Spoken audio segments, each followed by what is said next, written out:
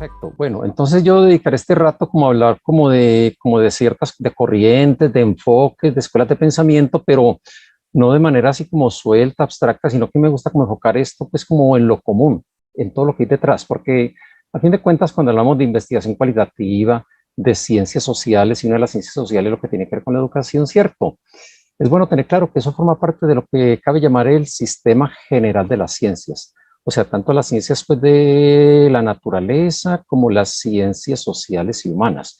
De manera que con eso pues procuro apuntar a que evitemos como ese sesgo de pensar como en asuntos de dilemas de métodos y abismos pues como entre una rama y otra del sistema general de la ciencia. No, vamos a lo común. Bueno, en primera instancia quiero como ubicar unas ideas sobre cómo nace esto que llamamos como la ciencia o el modo científico de entender el mundo. Cuando hablamos de la idea de ciencia, digamos que en lo básico es como una propiedad emergente de ese gran sistema que es la vida, es decir, la materia inerte no investiga. Así de sencillo, ¿cierto? Esto es algo propio de los seres vivos y de los seres vivos inteligentes, investigar. Entonces, de manera que cuando vemos cómo empieza la ciencia, hay que ir como bien atrás en el tiempo, muy atrás, unos 3 milenios atrás. Y eso ha dado lugar como como una serie como de formas de hacer conocimiento que si lo miramos con calma a lo largo de la historia, hay 3 métodos básicos para formar conocimiento que ha cantado el ser humano. Por una parte, el método artístico, ¿cierto? Es decir, el método propio de las artes. ¿Qué buscan los artistas con su forma de hacer las cosas? Ellos cuando componen una obra de arte, procuran ahí como plasmar una emoción o emociones que han sentido y que ellos esperan que cuando ya se contemple su obra de arte en un museo o algún otro escenario, pues como pues al efecto, se logre como transmitir esa emoción a los espectadores. Bueno, el método divino, naturalmente pues propio de las religiones, ahí estamos hablando como de un conocimiento que procede por revelación, que nos lo revela pues una deidad, un ente superior, ¿cierto? Esa es la idea básica del método divino. Y el que nos compete con esto, el método científico, con 3 principios que han sido como lo que ha salido de ese proceso pues largo que delinearé pues rápidamente enseguida y que se manifiesta en esos 3 principios y que son principios, vayan observando que no son privativos solamente de las ciencias naturales y de lo cuantitativo, no. Esto también es perfectamente válido para lo cualitativo. El principio de inteligibilidad, es decir, lo que nos permite como ganar como comprensión sobre algo.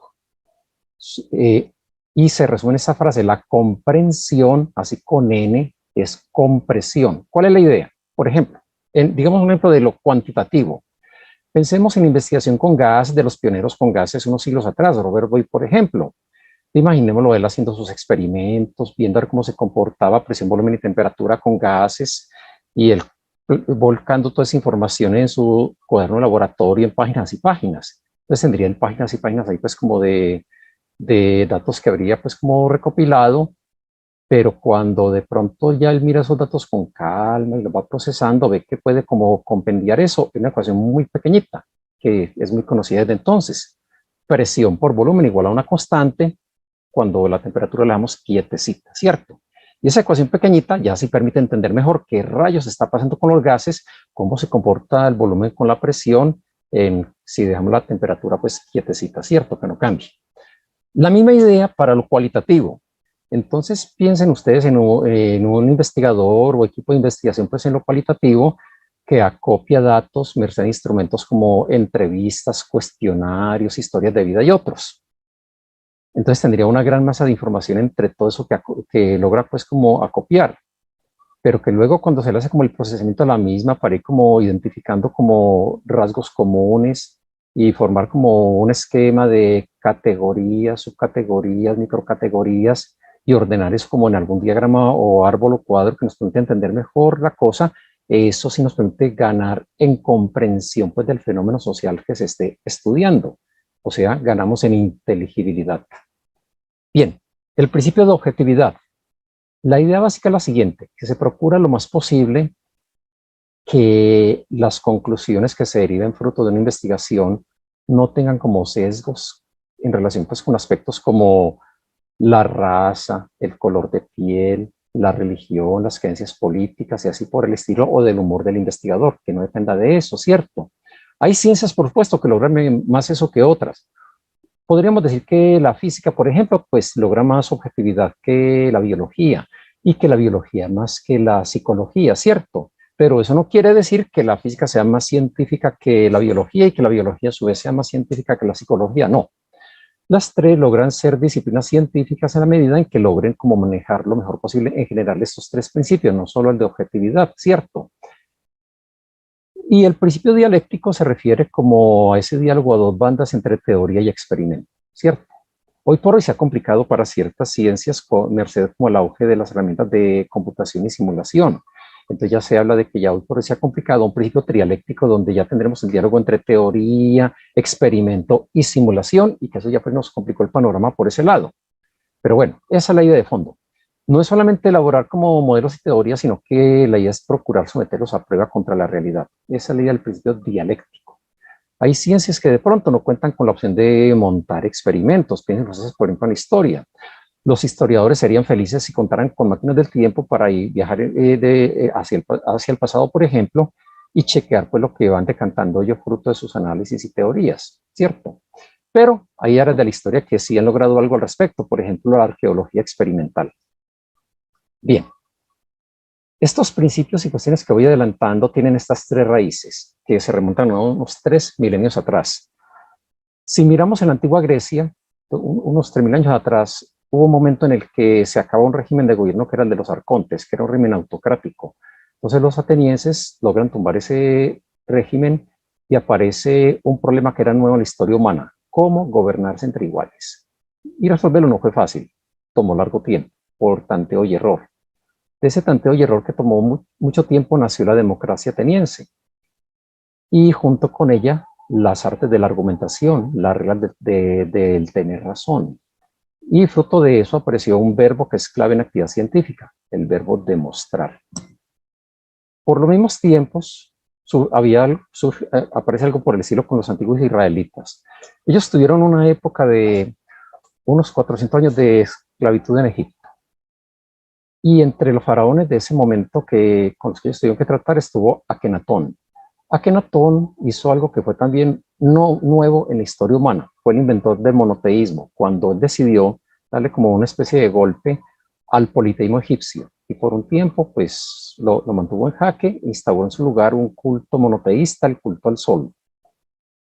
Esa idea la tomaron los israelitas y la mejoraron cuando decidieron pasar como de un dios material, el sol, a un dios inmaterial, Yahvé, y nace el monoteísmo judío-cristiano.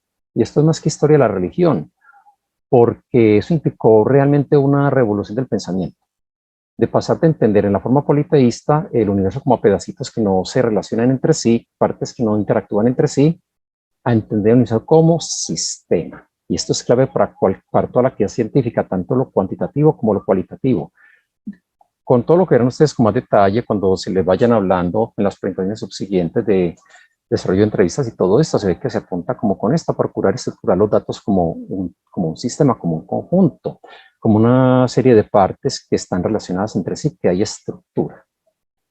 Bueno, entonces esto lo aporta pues esto. Entre estos aportes de los griegos y los israelitas se tiene lo necesario para elaborar modelos y teorías, pero la ciencia no solamente pues como hacer modelos y teorías, hay que someter eso a prueba y ya más adelante en el tiempo aportarán las primeras cosas al respecto, los gremios de artesanos de la Edad Media, con los instrumentos.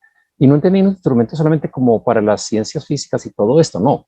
También en lo que es como la investigación cualitativa también hay instrumentos. Las entrevistas, los cuestionarios, etcétera, ¿cierto? Esos son los instrumentos. Es lo que permite, pues, como ir como sometiendo a prueba las elaboraciones de que llamaríamos de índole teórica o los modelos, ¿cierto? O las conjeturas. Pero estas raíces, si somos como bien estrictos, tienen como también como otros antecedentes. Por una parte, si vamos más atrás en el tiempo a la prehistoria, hay que ser como muy correcto, digámoslo así, y tomar en cuenta un tipo de saber que viene desde los cazadores prehistóricos, el saber venatorio, el propio de la caza, porque ahí están las raíces de una forma como de razonar que se lo resume con el nombre de paradigma semiótico o indiciario, ¿cierto? Y máxime que cuando hablamos del verbo investigar, es un verbo de origen latino. En latín, investigar es investigium ire, y traduce literalmente seguir la huella, seguir el rastro. Eso es. O sea que tiene como mucha lógica el verbo investigar porque es como algo comparable a lo de la casa, ¿cierto? Y que este paradigma pues venatorio, pues ya con ese nombre, el paradigma semiótico, lo vamos a ver muy pertinente, como veremos ya casi enseguida, pues para asuntos cualitativos.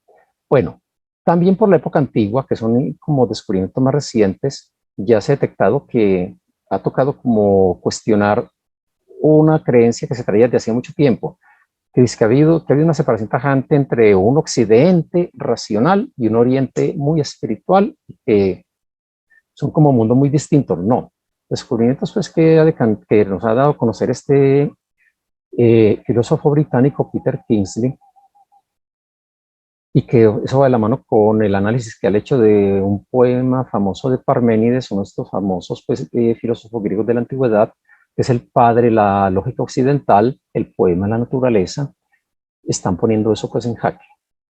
Porque ese poema de la naturaleza de Parménides, que durante 2500 años nadie pudo interpretar bien lo que era, la gente pues se rompió, se devanaba los sesos con eso y no pudo, finalmente Kingsley ha logrado descifrarlo.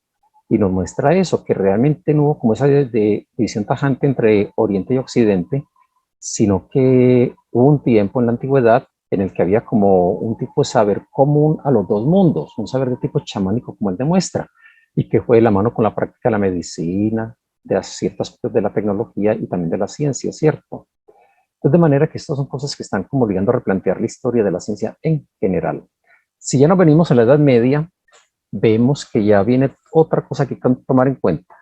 En el siglo XII hubo un notable intelectual pues, del medioevo, Hugo de San Víctor, y él propuso un paradigma científico que es la ciencia como remedio, y que Ivan Illich está considerado como el crítico pues como más penetrante de las contradicciones de las sociedades industriales junto con su escuela, lo ha retomado para plantear como un paradigma como científico alterno para nuestro tiempo, que comprende tanto lo cuantitativo como lo cualitativo.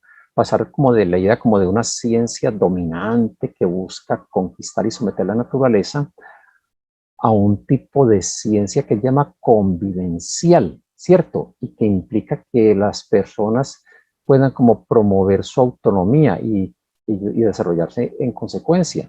Él lo resume con dos frases, pasar como la idea de la science for people a la science by people, es decir, de la ciencia que los expertos hacen para la gente, investigando, pero la gente es solamente reducida como al nivel, digamos, de usuarios, mientras que en la idea de la Science by People es la idea de que la ciencia sea copartícipe, ¿cierto? Que no sean meros objetos de investigación, sino que también sean co-investigadores. Bueno, pero este aporte de Hugo de San Víctor del siglo XII, una vez que él murió, un tiempo después ya quedó como arrumbado cuando entraron en escena los llamados monjes nórdicos, Guillermo de Ockham, Roger Bacon, Alberto Magno y otros, y ya más bien pasaron a hablar de que la ciencia debía servir al ser humano para conquistar y someter a la naturaleza, y eso se desarrolló desde entonces y ha llevado a lo que tenemos en el mundo actual, ¿cierto? Un tipo de tecnociencia que ha llevado pues como la destrucción de la naturaleza, a los riesgos que tenemos de cambio climático, contaminación y tanta cosa, ¿cierto? Ya pasa la Edad Media y llegando a la moderna, se ven también cosas bastante llamativas. En la historia de la educación, un autor que nunca puede faltar es Juan Amos Comeni, un famoso como obispo de Europa Central, y su obra La Didáctica Magna. Lo curioso es la forma como Comenio concibe la forma de organizar la educación, pues, de la educación escolarizada por grados y todo esto, ¿cierto? Sucede que Comenio era un entusiasta de la alquimia, él lo apasionaba, y él pensó que sería buena idea pensar en educar a las personas por analogía con la alquimia, que la alquimia se hace como procesos en el laboratorio para coger algo vulgar como el plomo, por ejemplo, y procurar irlo ennobleciendo para que se vaya aquilatando y aquilatando, e ir como subiendo, dándole calidad por grados hasta en lo posible llegar como al grado áureo, que se vuelva oro. Entonces pensaba convenio que se podía hacer así con los seres humanos, tomar los seres humanos desde pequeñitos, e irlos formando por grados, hasta que ya pues culminó todo su proceso educativo, ya tendría como ese grado áureo en educación. O sea, lo que conocemos ya como educación escolarizada, el prekinder, el kinder, la primaria, la secundaria, el pregrado universitario, los posgrados y todo, nacen de esta idea de Comenio en el siglo XII, una analogía con la alquimia. Bueno, pero también en la Edad Moderna también se ve pues como a tono con lo que vengo diciendo, que se heredó lo que traía el pensamiento de Aristóteles, la ciencia entendida como inventario sistemático del mundo. una racionalización de una gran tarea de compilación. Y eso es lo que tenemos, ¿cierto? Compilar, hacer inventarios, hacer catálogos, y que se ha derivado por mucho como en ese dominio como de lo cuantitativo, ¿cierto? Y que durante largo tiempo quedó como lo cualitativo, que no es de ahora. Cuando hablamos de técnicas y métodos de investigación cualitativa, no es de hace unas décadas a esta parte. Y hay como estas raíces que se remontan hacia atrás, como lo que he comenzado a señalar. Bueno, Francis Bacon también en esos tiempos pues, de la modernidad, retomando pues lo de los monjes nórdicos, desarrolla más todavía esa idea de la ciencia como medio de conquista de la naturaleza, y es lo que tenemos hoy en día. Cierto, la forma pues terrible de usar la ciencia pues para extraer recursos, riquezas, pero lamentablemente para que se concentren en pocas manos. Y a la vez ha habido también otro paradigma científico no tan conocido también de la modernidad, ¿cierto? Esta parte sigue vigente porque la gente que lo practica pues siguen vivos, los jesuitas, la Compañía de Jesús. Y muy distinto a eso de entender la ciencia como medio de conquista de la naturaleza.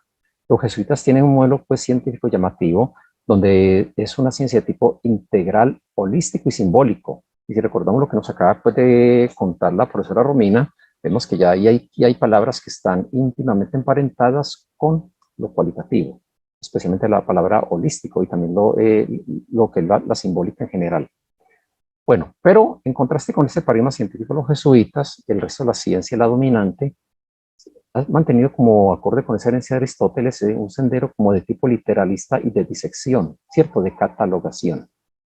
Bueno, ideas como estas que traigo hasta ahora nos hacen caer en cuenta pues, esa manera de conclusión en este momento de que la ciencia moderna no es algo que haya surgido solamente como cuestión del protestantismo o que solamente la practica gente atea o agnóstico, no.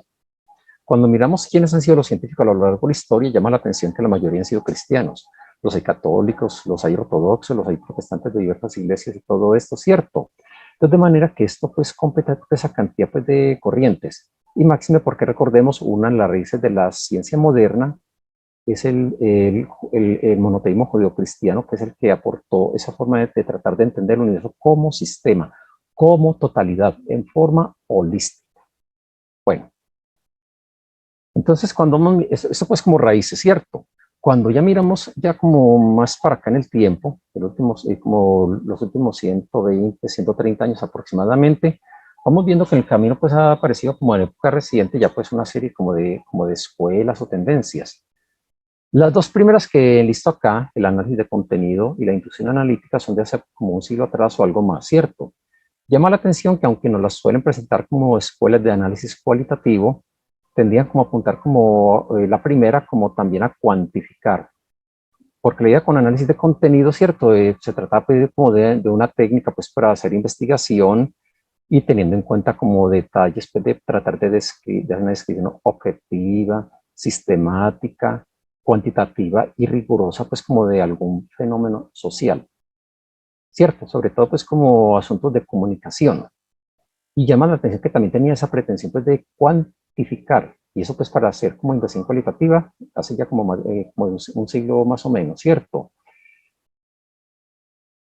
La segunda, la inducción analítica, el nombre es curioso porque tiene la palabra inducción y enseguida estaré precisando como algo más eso, porque cuando hablamos de fenómenos, digamos, sociales, en particular los fenómenos educativos, lo de la inducción no es lo que nos cuadra como modo de razonamiento, ¿cierto? Ya veremos casi enseguida por qué, en cuestión de segundos. Entonces la inducción analítica pues también tiene como unos rasgos que una forma de razonar, de procesar pues las hipótesis, de irlas mejorando el camino, irlas puliendo, irlas reformulando, que está a tono con el modo de razonamiento que estaré como señalando ya casi enseguida. Pero con la meta puesta en llegar como a generalizaciones, ¿cierto? O sea, pues de ahí el término inducción, porque la inducción es un modo de pensamiento, de razonamiento, que apunta a ir de lo particular a lo general, ¿cierto? Pero recuerden lo que les acabo de decir, en asuntos pues, cualitativos, más bien tenemos como más bien la dimensión de lo singular, ¿cierto? No estamos pensando en que tengamos ahí como fenómenos ahí, pues, o que sean necesariamente universales, ya lo decía la profesora Romina. De un país a otro hay diferentes formas de ver el mundo, diferentes como visiones, dentro del mismo país también hay como visiones diferentes y así por el estilo. Bueno, y de las corrientes más recientes hay dos que son estas, la teoría fundamentada y análisis del discurso, que son como, vienen como las décadas de 1960, esta parte aproximadamente, ¿cierto? La teoría fundamental es llamativa porque tiene como mucho uso como para asuntos educativos, porque se trata pues como de, a partir de hechos y datos concretos, a partir de los mismos, derivar como una teoría, pero pues derivada de los propios hechos, de los propios datos, de ahí el nombre de teoría fundamentada. Y ahí no interesa tanto someter a prueba una hipótesis, no. Ya sobre todo ahí se da por sentado que ya una teoría logró como construirse y elaborarse bien cuando se llega a una situación que se suele llamar como de saturación de la información. Es decir, se llega a un punto en el que si se persiste en querer hacer nuevas entrevistas, nuevos cuestionarios y otras técnicas para recabar datos cualitativos, ya se detecta que no aportan nada nuevo, ninguna categoría nueva, ningún dato nuevo.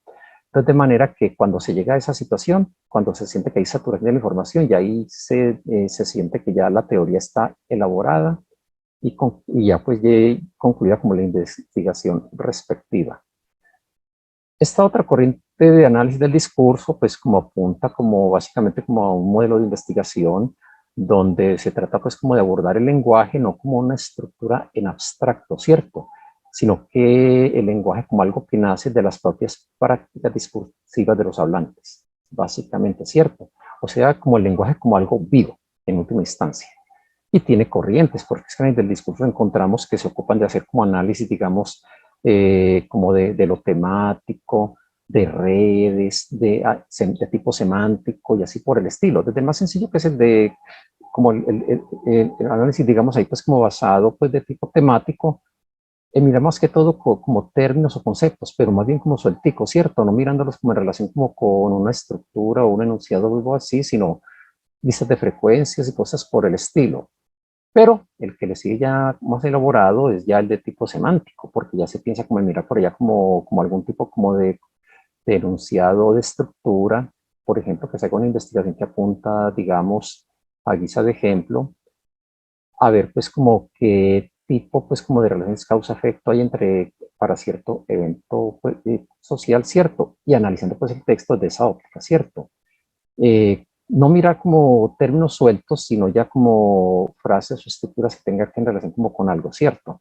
Bueno, y está lo de redes, que ya en redes ya implica es como mirar como ya cómo se relacionan unas estructuras de lenguaje con otras y en forma jerárquica, ¿cierto? Unas de tipo ya de orden más superior, otras de orden más inferior y buscando pues mirar cómo se estructuran entre sí. Bueno, junto con esto pues van los métodos que se van pues como relacionando como con lo mismo, ¿cierto? 4 métodos se suelen destacar. La fenomenología. La fenomenología es algo que es bueno ubicarlo en relación como con lo que es la epistemología, que es como una pareja de términos que a veces se usa pues como bastante para ubicar las cosas. Cuando hablamos de la epistemología, pensemos que tiene que ver básicamente con una representación del mundo y que lo hacemos con la estructuración de, digamos, de un modelo o una teoría o cosa por el estilo. Entonces a eso apunta la epistemología, a una representación del mundo. La fenomenología apunta a una descripción del mundo, ¿cierto? Y ya es distinto. Describir el mundo, no representarlo con un modelo o teoría, no.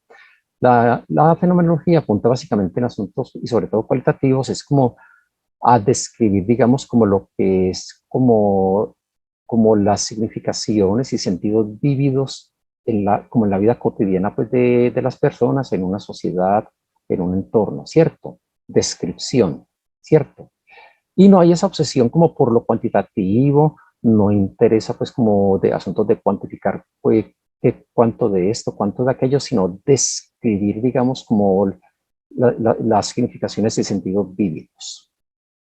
La etnografía es algo pues hasta cierto punto parecido, pero la etnografía es como de carácter más holístico que la fenomenología. La fenomenología pues nos la ubican habitualmente como en hacer esa descripción, digamos, de significaciones y sentidos. La etnografía es más holística, apunta es como a procurar describir como una cultura como un todo, con todo lo que compone una cultura que tiene cantidad de dimensiones, ¿cierto? No solamente lo material, sino lo simbólico, todo esto, porque es que cuando hablamos de una cultura, no solamente cultura material, sino también la cultura simbólica, y de ahí que entonces los etnógrafos se ocupan de esto. Por ejemplo, de estas series llamativas que encontramos en el canal Nat Geo, Hay una muy llamativa que se llama Solo contra el Mundo. El que está como tras eso es un experto en supervivencia en la naturaleza, Jason Audell, y él pues se desplaza por todo el mundo eh, sumergiéndose como en diversas culturas, tribus y otras comunidades, y con la mira puesta en procurar como aprender técnicas de supervivencia, cierto, lo que a ellos les ha permitido durante siglos y milenios sobrevivir en sus entornos. Pero llama la atención que él cuando hace ese tipo pues como de investigación para aprender de paso esas técnicas de supervivencia, él termina mostrándonos cantidad de aspectos de las culturas en las que se sumergen, no solamente como los aspectos meramente técnicos de supervivencia, sino mucho más.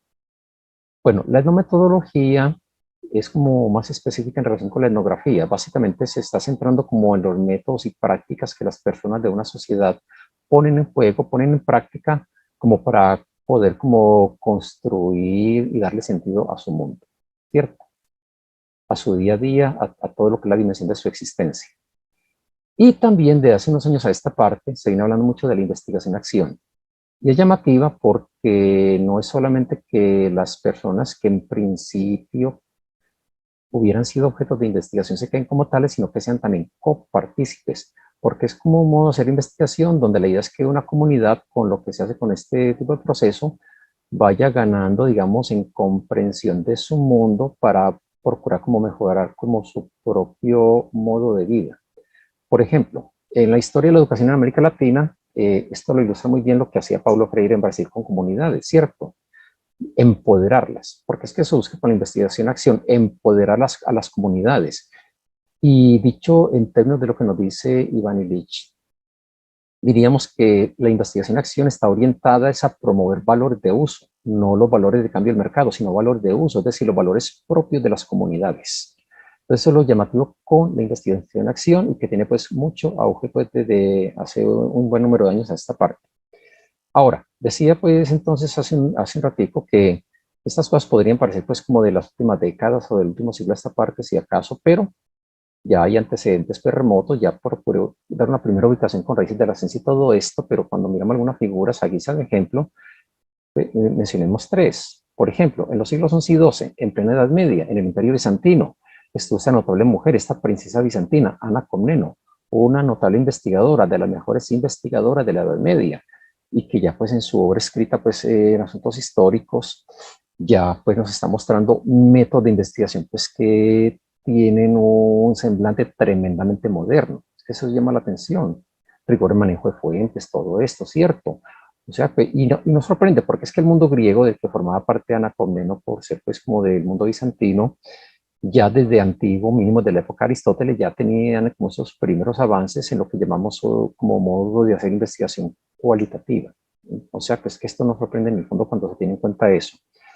Más para acá en la Edad Media, siglo XIV, está esta figura en Jaldón, que era de la España islámica de esos tiempos, y que está considerado como el padre de la sociología y la historia. Él lo volcó eso en una obra llamada Introducción a la Historia Universal. Y esa Introducción a la Historia Universal, pues es engañoso el nombre porque es un libro bastante voluminoso. Y lo que él trajo de nuevo ahí fue lo siguiente. Hasta ese momento, cuando se hablaba de la historia de sociedades e imperios y todo esto, solía como traerse esas historias como si las sociedades pudieran durar para siempre. Pero Jaldún, que le tocó una época muy dura, cuando el imperio islámico ya estaba pues de capa caída, en declive, él pues volcó todo eso que le tocó vivir en esa obra y mostró por vez primera que los imperios y las sociedades tenían pues como su nacimiento, alcanzaban como un cenit y luego iban declinando hasta que desaparecían. Eso es lo que nos trae nuevo en la concepción de la historia, ¿cierto? Y entonces de manera que con eso quedó como el padre de la historia y también de la sociología. Y esto es del siglo XIV, ¿cierto? Un poquito más para acá, ya como comenzando la modernidad, siglo XVI, nos ubicamos en la América Española, en el México colonial, en la Nueva España. Está esta figura notabilísima, Fray Bernardino Sahagún, que está considerado como el padre de la etnografía y la antropología. Y por lo siguiente, porque a él le tocó cuando los españoles estaban pues, prácticamente acabando con el mundo azteca. Entonces, de manera que a raíz de la conquista de México estaba desapareciendo esa brillante civilización azteca. Eso pues angustiaba a Fray Bernardino y él se volcó a procurar como rescatar todo el conocimiento de ese mundo antes de que desapareciera esa civilización. Y con la ayuda pues, de técnicas muy modernas de tipo cualitativo, cuestionarios, entrevistas con tremendo rigor científico. Él se dedicó a formar como ayudantes de la propia población indígena mexicana para que le colaboraran pues como co-investigadores y todo esto, para entrevistar a las personas de las comunidades, incluidos los ancianos, todo lo que él decantó, que fue una obra de muchos años, que esto le tomó a él pues como todo, y el resto de su vida pues llegar a esto. Esto lo plasmó fue en una obra muy notable. Por aquí la tengo, este es el primer volumen, una edición pues moderna. Y ahí pues en pantalla tenemos un par de páginas ahí pues, que se conoce como la historia general de las cosas de la Nueva España. Eso es lo que él plasmó, fruto de su larga investigación de años y años, con base en entrevistas, cuestionarios así, para rescatar todo ese conocimiento de esa gran civilización azteca. O sea, un enfoque etnográfico por excelencia, muy comprensivo, muy holístico, no era X o Y aspecto del mundo azteca, no, toda la cultura azteca. Y eso es lo que hemos pues en esos capítulos que componen esta obra maravillosa de Fray Bernardino. Bueno, decía en las primeras diapositivas que cuando se mira como las raíces pues, de la ciencia moderna, pues toca tener en cuenta la prehistoria por el saber venatorio de los cazadores, porque ahí aparece un paradigma semiótico que se ha vuelto muy de actualidad, porque se ha ido como rescatando paulatinamente la obra de este gran filósofo estadounidense, de los pragmatistas estadounidenses, Charles Sanders Peirce. Peirce descubrió algo llamativo que durante largo tiempo no se le prestó atención y ha sido de unas décadas a esta parte que ya se le comienza a prestar como, ya, pues, como cuidado. Habitualmente cuando se habla de modos de razonamiento se suele caer la cosa como en la pareja deducción e inducción. Y de ahí lo que les decía pues, en las diapositivas. Curioso cuando se mira como algunas de esas primeras escuelas de pensamiento, digamos ahí, pues cualitativo, ¿cierto? La del análisis de contenido y la de la inducción analítica que aparezcan términos como inducción o la pretensión pues de llegar como a modelos generales, ¿cierto? Porque Peirce descubrió otro modo de razonar distinto a la deducción, distinto a la inducción. Ubiquémoslo con sus propios ejemplos.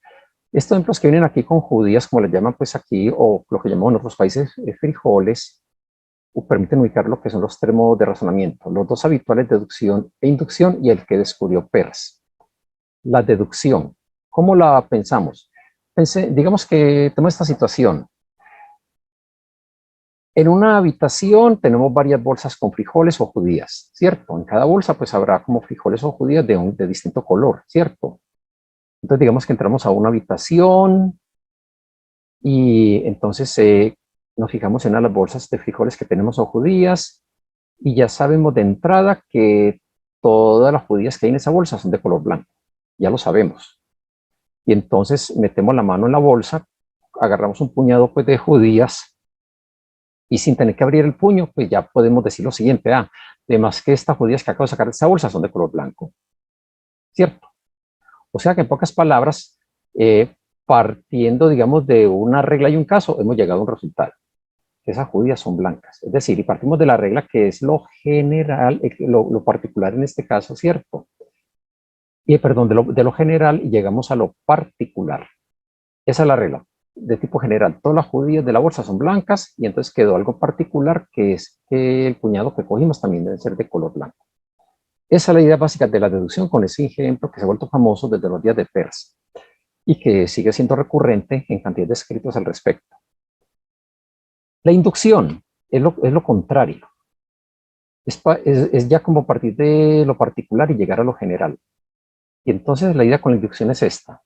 Entonces entramos a la habitación, tenemos judías o frijoles en bolsas, pero digamos que hay una bolsa que no sabemos de qué color son las judías. La bolsa puede ser de un material opaco, no la vemos, no sabemos de qué color son. Entonces metemos la mano en la bolsa y ahí sí abrimos el puño y miramos de una vez de qué color son como los frijolitos que sacamos. Vemos que son de color rojo. Y entonces podemos decir, pues como estos frijoles que saqué esta bolsa son de color rojo, de más que todos los frijoles de la bolsa son todos de color rojo. Esa es la idea con la inducción. O sea que partimos de algo particular, un caso, el que el puñado de frijoles que cogimos son de color rojo, ¿cierto?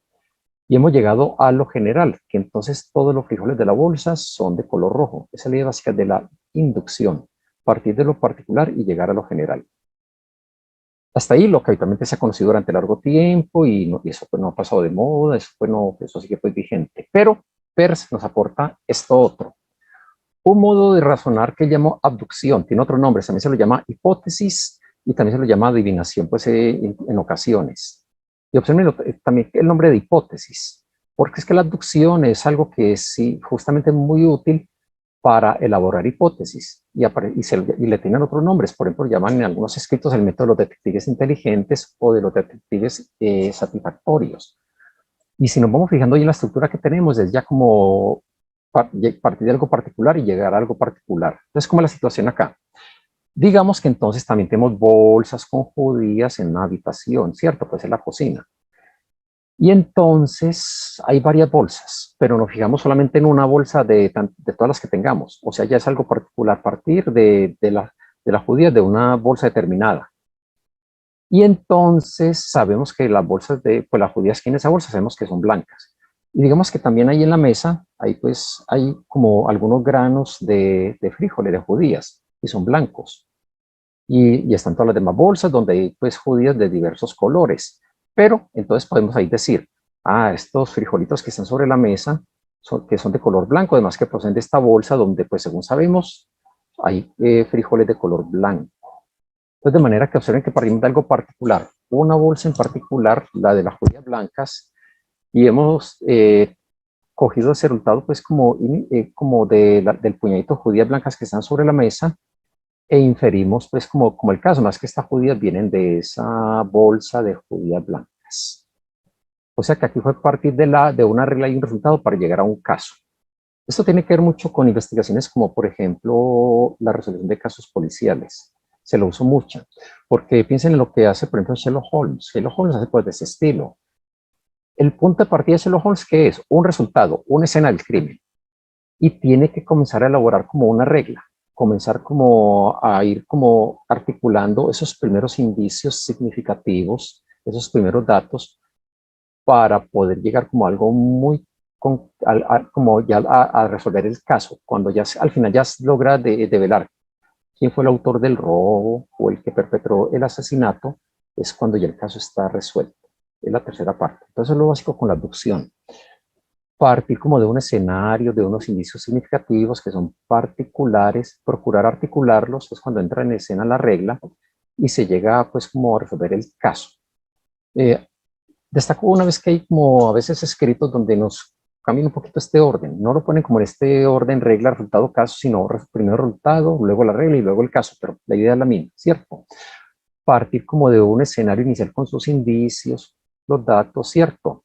Que son particulares y procurar articularlos, se va armando la regla y eso es una forma como de razonar que no es como cuando hay inducción a estas cosas que habitualmente se parte ya de alguna hipótesis y se procura pues como eh, validarla con el proceso de investigación. Se suele destacar mucho con la abducción que aquí lo que se hace es partir como una primera forma de hipótesis y si es menester se la va reelaborando y perfeccionando en el camino conforme se van llegando más datos y más indicios. Y eso es lo propio de lo que se hace, digamos, en ámbitos como el aula de clase u otros escenarios donde hay investigación cualitativa, donde tenemos como algo particular.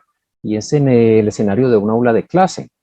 Lo que sucede en una aula de clase no esperamos que sea como lo que sucede en otras aulas de clase. Tiene su dimensión singular. Pues de manera que este tipo de método se presta mucho como para hacer como investigaciones cualitativas cuando nos estamos moviendo como en el ámbito de lo singular, cuando no esperamos llegar a teorías o modelos generales. Cabe de perlas para esto. Humberto Eco nos ha aportado pues como alguna tipología de tipos de abducción como para ubicarla mejor. Él tiene estas 4 clasificaciones. Cuando él habla de una abducción hipercodificada es la más sencilla y es lo que sucede por ejemplo cuando vamos al médico. Vamos al consultorio del médico le decimos qué síntomas tenemos, o lo que se llama también las improntas o los indicios, y ya que el médico con eso tiene para decir en un santiamén, en cuestión de minutos, qué es lo que tenemos, qué tratamiento nos recomienda y todo eso, ¿cierto? Y suele ser una situación sencilla donde ese conjunto de síntomas o indicios se articula en un solo rompecabezas único, no hay otras posibilidades de articulación. Pero cuando sí hay varias posibilidades de articular como una configuración pues, de indicios, ¿cierto? Es cuando se complica el panorama y es la abducción hipocodificada. Esa es la que habitualmente tenemos pues, con la que tratar más cuando hay investigación de tipo cualitativo, que suele ser situaciones más complejas. Una sociedad, una comunidad, una aula de clase, es todo un mundo, todo un universo. Ahí donde realmente vamos a tener como esa tipo de abducción hipocodificada, que es como más exigente. Está esta otra que tiene que ver mucho cuando hay como descubrimientos científicos revolucionarios, cuando hay como cambios de paradigmas, cuando hay un paradigma que se está agotando y hasta hay otro que lo sucede. De ahí es cuando los investigadores, los descubridores son muy audaces y traen incluso pues como apuesta por hipótesis que van mucho más allá pues como de lo que la gente estaría dispuesta a admitir como de manera más conservadora. Y son de este tipo, cuando hay como revoluciones científicas propiamente dichas. Bueno, y está la metaabducción, que en rigor debe acompañar también como a la hipocodificada, porque sucede que la abducción no basta solamente para garantizar que lleguemos ya a como algo con alto nivel de certeza. La abducción nos cae de perlas pues para ir como componiendo una hipótesis y la mejorando y todo eso, pero llega el momento en que hay que someterla a prueba. Es cuando entra pues en escena ese momento metaabductivo. Hay que contrastarla con la realidad. Ahí es cuando ya nos percatamos pues de, si es el caso por ejemplo digamos de la investigación policíaca, cuando se logra pues como ya llegar con claridad a quién fue el asesino, por ejemplo, ¿cierto? Es lo que le vamos a ver a Sherlock Holmes y otros grandes detectives de la literatura de razonamiento, ¿cierto? Entonces, de manera que también hay contrastación y cuando logra tener como mayor nivel de certeza. Entonces, de manera que cuando hacemos actividad científica, la abducción es de perlas porque es lo que nos permite como elaborar buenas hipótesis, ¿cierto? Bien manejada la cosa. No se excluye esto para nada con lo que son la deducción y la inducción. No es que la una excluya a las otras y eso no. Es como otra forma de razonar en ciencia, pero donde incluso algunos autores alegan que ahí está la clave de la creatividad científica, en la abducción, ¿cierto? E incluso llegan a decir que momentos como la deducción e inducción tienen que ser como más mecánicos en comparación con la abducción. Y esto es lo que nos aportó Pérez. Y como les decía, esto apenas se ha venido como a sacar del olvido desde hace unas décadas a esta parte, como de 1970 para acá aproximadamente. Por ejemplo, en España, en la Universidad de Navarra, hay un grupo de investigaciones sobre la obra de Peirce para sacar un montón de las cosas que dejo pues como en muchas y muchas páginas ahí pues escritas para sacarlas otras a la luz. Pero lo más destacado, su descuento de la abducción. Esto se ha vuelto tan famoso que hay series de televisión que lo muestran. Solamente menciono dos de ellas, Doctor House y El Mentalista. Sobre todo en Doctor House, esto salta mucho a la vista. Doctor House es una serie magnífica porque cada episodio de la misma permite ilustrar sobre todo tres tipos de abducción, la hipercodificada, la hipocodificada y la metaabducción. Un episodio típico de House tiene dos momentos, los primeros 10 minutos y los restantes 50. Entonces llega Gregory House, en los primeros 10 minutos le toca resolver, pues porque le toca, porque Cody, la directora del hospital, lo pone porque le exige que le atienda pacientes en consulta, entonces él atiende a un paciente en consulta, rápidamente le diagnostica qué tiene y le prescribe un tratamiento, ¿cierto? Y eso es una abducción hipocodificada. Ese conjunto de síntomas que tenga el paciente, solamente hay una forma de articularlos en un solo rompecabezas y eso lo despacha House en cuestión de minutos, en un 2x3. Pero viene lo que lleva la mayor parte del episodio, la hipocodificada, que es lo que apasiona a House. A él le apasiona mucho los retos intelectuales en asuntos pues, de casos clínicos. Y viene ese caso difícil, donde no se logra resolver de buenas a primeras, donde tiene que se reunir con su equipo, hacen unas primeras reuniones, hacen una especie de brainstorming, ¿cierto?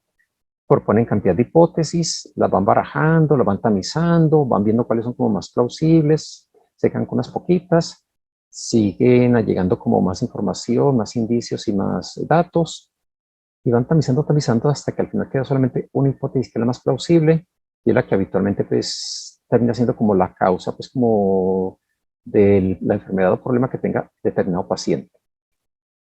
Y ya justamente al final es cuando viene pues, la fase de metaducción, cuando ya viene como el chequeo, pues como la prueba que permite pues validar esa hipótesis. Entonces, de manera que la aducción es algo que nos está permitiendo tanto formular hipótesis, como irlas pues mejorando y puliendo, como luego validarlas. Eso es lo que le da potencia a la aducción, y de ahí pues que se le haya hecho méritos a lo que nos dejó Peirce. Bueno, ahora bien, hablar de investigación cualitativa también conviene tener en cuenta que ha habido como desvíos en el camino. Pondré aquí uno que otro ejemplo. Stephen Jay Gould es uno de los grandes paleontólogos que tenemos aquí en el continente americano, el más notable que hemos tenido, ¿cierto? Desde el Ártico hasta la Tierra del Fuego. Gould es autor de este libro, La falsa medida del hombre. Él básicamente lo que trae es como una relación de más de 250 años de historia de la antropología. Y va contando cómo ha sido a lo largo de estos más de 250 años la historia de diversas corrientes o escuelas en la antropología. Y va haciendo ver que durante largo tiempo la antropología tuvo unas pretensiones muy fuertes de cuantificar. Llegaron a cosas tremendamente absurdas y a veces bastante peligrosas.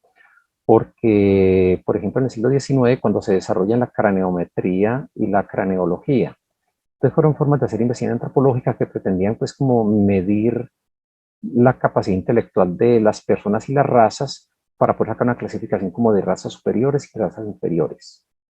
Y después se demostró que eso no tenía ningún rigor científico. Por ejemplo, una de esas formas de hacer mediciones pretendía coger como los cráneos como de cantidad de gente de diversas razas, medir su capacidad, pues ahí como su cubicaje, y de ahí inferir cuáles razas eran disque más inteligentes. Y se llegaron a cosas absurdas. Por ejemplo, midieron por allá los cráneos de indios algonquinos de Norteamérica, que son más cabezones que los incas. Y los incas, que tenían pues cráneos más pequeños, pues supuestamente serían pues como una raza inferior frente a los algonquinos. Pero mientras los algonquinos desarrollaron una cultura muy primitiva que era de la de piedra, los incas desarrollaron una cultura muy sofisticada con imperio y todo. O sea, pues que eso pues ahí ponía en jaque esas pretensiones de cuantificación de la antropología.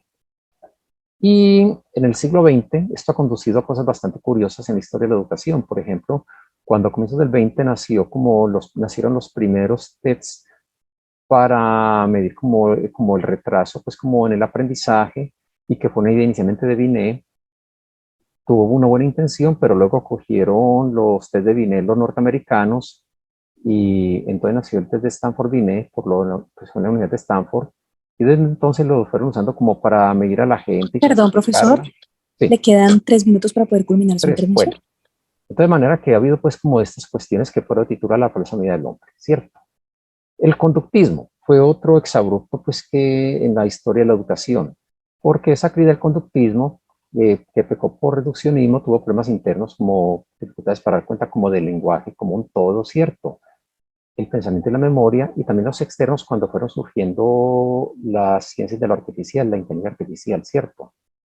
O Richard Feynman, cuando nos hace caer en cuenta la crisis de la psicología y la pedagogía en la década de los 60, cuando estas disciplinas científicas pretendieron como darle como supuestamente mayor cientificidad a lo suyo, plagiando los métodos de investigación de la física, y no funcionaron bien ni en psicología ni en pedagogía. Y de ahí que haya tenido mucho sentido que desde esa que presenta esta parte haya tenido mayor auge lo del desarrollo como de otros paradigmas, otras formas de hacer investigación, que ha conducido a lo cualitativo, porque había que superar ese problema que pasó en la década de los 60 con la psicología y la pedagogía. Y el nombre esto fue porque hubo una cultura por allá en el Pacífico que hacía avioncitos de estos como con paja y otros materiales, pretendiendo pues que así iban a hacer que vinieran aviones volando y les traían como cosas lindas de Occidente. Entonces por eso Feynman le llamó ciencia el tipo de adoración de los aviones, y era lo que pasaba con la psicología y la pedagogía.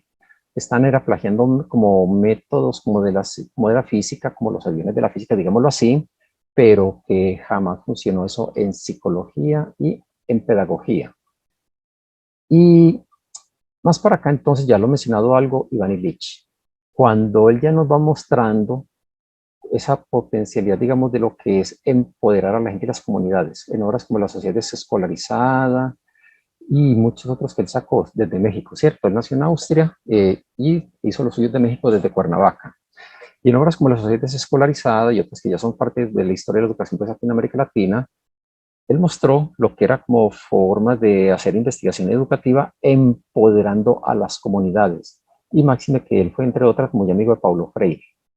Y él, pues, en libros como estos nos va contando de hermosas experiencias, algunas en la India y otras en otros países, buscando empoderar a comunidades rurales, pobres y todo esto, para que pudieran desarrollar sus propios esquemas de educación para su propia gente, sus propios niños y jóvenes y demás, ¿cierto? Bueno, y para cerrar, entonces, una rápida alusión a algo de los últimos tiempos. Esto sería para dedicar toda una conferencia pues, larga de esto, ¿cierto? Pero solamente menciono rápidamente que entonces este otro físico estadounidense, Alan Sokal, junto con otro físico, Jan Bergman, de Bélgica, han hecho ver desde hace unos 25 años a esta parte también como ciertos abruptos en el manejo de las ciencias sociales, cuando han pretendido tomar como sacar como términos y conceptos de las ciencias, digamos, duras, de la física y otras, y trasplantarlos fuera de contexto a las ciencias sociales, y han salido pues como unos discursos bastante absurdos. Eso no ha faltado, es lo que tiene que ver con asuntos pero ya como relativismo epistemológico y axiológico y así por el estilo, y se ha llegado pues como unas cosas que le han dado como cierta mala fama como a muchas ciencias sociales cuando han hecho eso, tomar como cosas prestadas de las ciencias de la naturaleza que no siempre funcionan bien, a sacarlas de contexto y trasplantarlas a las ciencias sociales. Entonces, de manera que es otro aspecto aquí, es decir, a la hora de hacer investigación en ciencias sociales, es bueno como manejar como bien estos métodos, ¿cierto? Entrevistas y todo eso, a tono con lo que hemos destacado desde el principio. Manejar bien esos tres principios básicos de inteligibilidad, objetividad y dialéctico, ¿cierto? Mientras mejor se lo maneje, eso es lo que le dará como talante de científica a una rama determinada y su forma de hacer investigación, aunque no se tenga como la precisión y alcance de ciencias como la física y otras, pero si se procura hacer lo más posible, manejar esos tres principios, eso es lo que le dará como estatura científica a cualquier rama que consideremos parte del sistema general de las ciencias. Bueno,